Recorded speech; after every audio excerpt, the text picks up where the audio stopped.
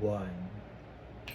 Madam Speaker, ladies and gentlemen, we on Opening Opposition recognize that feminism is not monolithic, and that's precisely the point. The reason why we have a vast spectrum of capacities and abilities to express ourselves, whether we're conservative or whether we're liberal, is precisely because choice feminism is uniquely the starting point and catalyst in order for people to be able to feel comfortable in their own skin and confident to be able to stand up for themselves, whether they're motivated by a liberal ideology or a conservative ideology. And that becomes a tipping point for them to be able to gain support and as a consequence get actualized and push the movement farther and farther away from breaking the glass ceiling and what it once simplistically was.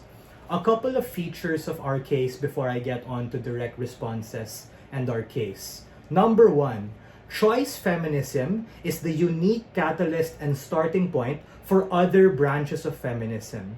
That is to say, whether you're a conservative, a moderate, or a liberal, the common denominator is the exercise of your agency and capacity that is not dependent on a political affiliation, social validation, or economic capacity. Number two, what is agency, right?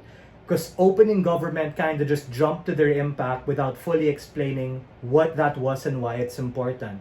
Agency is the exercise of autonomy and capacity to be able to choose whether you're a woman who actually is able to foster a sense of independence and have a rally cry to be able to stand up for what you believe in as an individual and the choices that make you important, and later on clamor under a unifying strand or banner regardless of where it fits in this vast spectrum.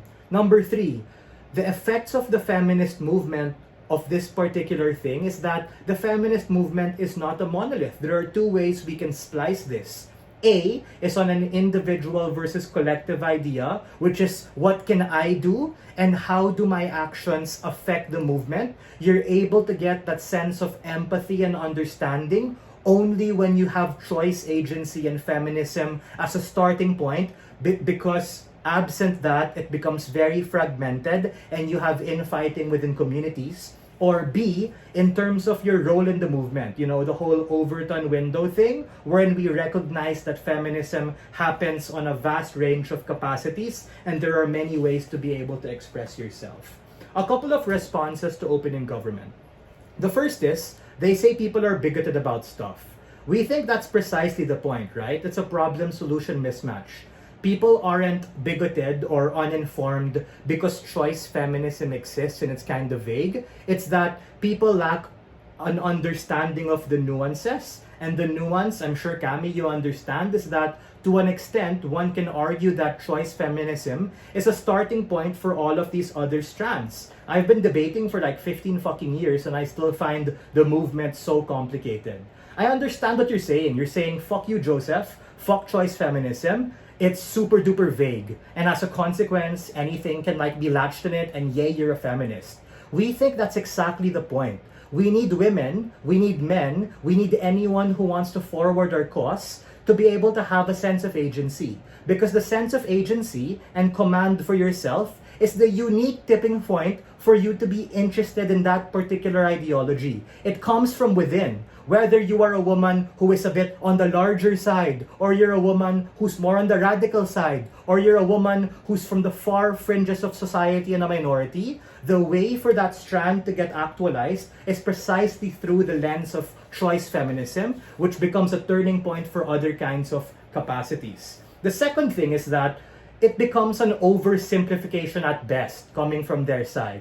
Meaning, the problem on their side is that you oversimplify feminism and start saying, oh, all these people are now under these branches, etc. But on our side, the counterfactual is that the deeper you get with these strands and understanding the realities, you start to understand that every feminist motion and everything that a woman stands for is really an individual kind of thing. What can I do to have a sense of agency for myself? And what does this do to the movement? That's why you're able to get offshoots for the movement. Things like lipstick feminism, things like radical feminism, which to some extent might be like, or more abrasive to some people, and to other people, this literally is a free expression of their choice and capacity to be able to express themselves.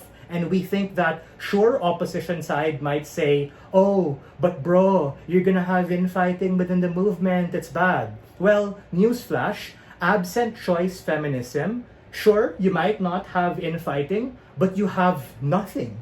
You don't have people being able to stand up for themselves, and you have women maybe in the closet, maybe in the far fringes of society, wondering what to be able to do and looking for a community to seek shelter from. Uniquely coming from opening opposition, we get this reframe and understanding of where choice feminism fits within the spectrum of feminism, and how this actually pushes people to have a sense of confidence and responsibility to be able to understand what you want, and later on be able to carry out those actions, as your actions also become a rallying point for other women to be the same and to be able to fight for what they believe in. For all of these reasons, we are very proud to open Clash for Opposition.